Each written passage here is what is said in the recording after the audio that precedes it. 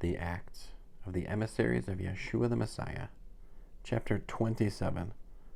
Once it had been decided that we should set sail for Italy, they handed Shaul and some other prisoners over to an officer of the emperor's regiment named Julius. We embarked in a ship from Adramyttium, which was about to sail to the ports along the coast of the province of Asia, and put out to sea, accompanied by Aristarchus, a Macedonian from Thessalonica. The next day we landed at Sidon, and Julius considerately allowed Shaul to go visit his friends and receive what he needed. Putting to sea from there, we sailed close to the sheltered side of Cyprus because the winds were against us, then across the open sea along the coasts of Cilicia and Pamphylia, and so we reached Myra in Lycia. There the Roman officer found an Alexandrian vessel sailing to Italy and put us aboard. For a number of days, we made little headway, and we arrived off Cnidus only with difficulty. The wind would not let us continue any further along the direct route, so we ran along the sheltered side of Crete from Cape Salmone and continued to struggle on, hugging the coast. We reached a place called Pleasant Harbor near the town of Lycia. Since much time had been lost and continuing the voyage was risky, and because it was already past Yom Kippur, Shaul advised them, "Men, I can see that our voyage is going to be a catastrophe, not only with huge losses to the cargo and the ship, but with loss of our lives as well." However, the officer paid more attention to the pilot and the ship's owner than to what Shaul said. Moreover, since the harbor was not well suited to sitting out the winter, the majority reached the decision to sail on from there in the hope of reaching Phoenix, another harbor in Crete, and wintering there where it is protected from the southwest and northwest winds. When a gentle southerly breeze began to blow, they thought that they had their goal within grasp, so they raised the anchor and started coasting by Crete close to shore. But before long there struck us from land a full gale from the northeast, the kind they call an Evrakilan. The ship was caught up and unable to face the wind, so we gave way to it and were driven along. As we passed into the lee of a small island called Cauda, we managed with strenuous effort to get control of the lifeboat. They hoisted it aboard, then fastened cables tightly around the ship itself to reinforce it.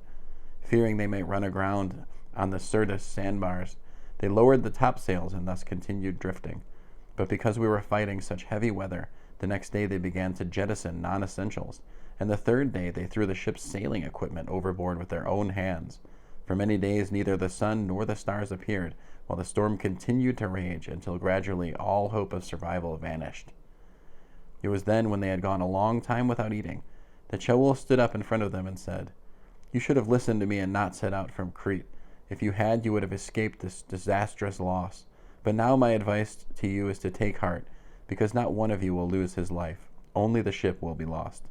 For this very night there stood next to me an angel of God, to whom I belong and whom I serve. He said, 'Don't be afraid, Shaul. You have to stand before the emperor. Look, God has granted you all those who are sailing with you. So men, take heart, for I trust God and believe that what I have been told will come true. Nevertheless, we have to run aground on some island.' It was the 14th night, and we were still being driven about in the Adriatic Sea, when around midnight the sailors sensed that we were nearing land. So they dropped a plumb line and found the water 120 feet deep. A little farther on, they took another sounding and found it 90 feet. Fearing we might run on the rocks, they let out 4 anchors from the stern and prayed for daylight to come.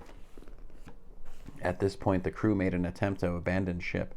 They lowered the lifeboat into the sea, pretending that they were about to let out some anchors from the bow. Shaul said to the officers and the soldiers, 'Unless these men remain aboard the ship, you yourselves cannot be saved.' Then the soldiers cut the ropes holding the lifeboat and let it go. Just before daybreak, Shaul urged them all to eat, saying, 'Tomorrow is the 14th day you have been in suspense, going hungry, eating nothing. Therefore I advise you to take some food. You need it for your own survival, for not one of you will lose so much as a hair from his head.' When he had said this, he took bread, said the barakah to God in front of everyone, broke it, and began to eat. With courage restored, they all ate some food themselves. Altogether, there were 276 of us on board the ship.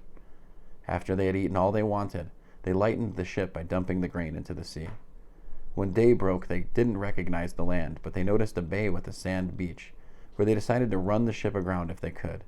So they cut away the anchors and left them in the sea. At the same time, they loosened the ropes that held the rudders out of the water. Then they hoisted the foresail to the wind and headed for the beach. But they encountered a place where two currents meet and ran the vessel aground on the sandbar there. The bow stuck and would not move, while the pounding of the surf began to break up the stern. At this point, the soldiers' thought was to kill the prisoners, so that none of them would swim off and escape. But the officer, wanting to save Shaul, kept them from carrying out their plan. He ordered those who could swim to throw themselves overboard first and head for shore, and the rest of us used planks or whatever they could find from the ship. Thus it was that everyone reached land safely. End of Acts. Acts, chapter 27.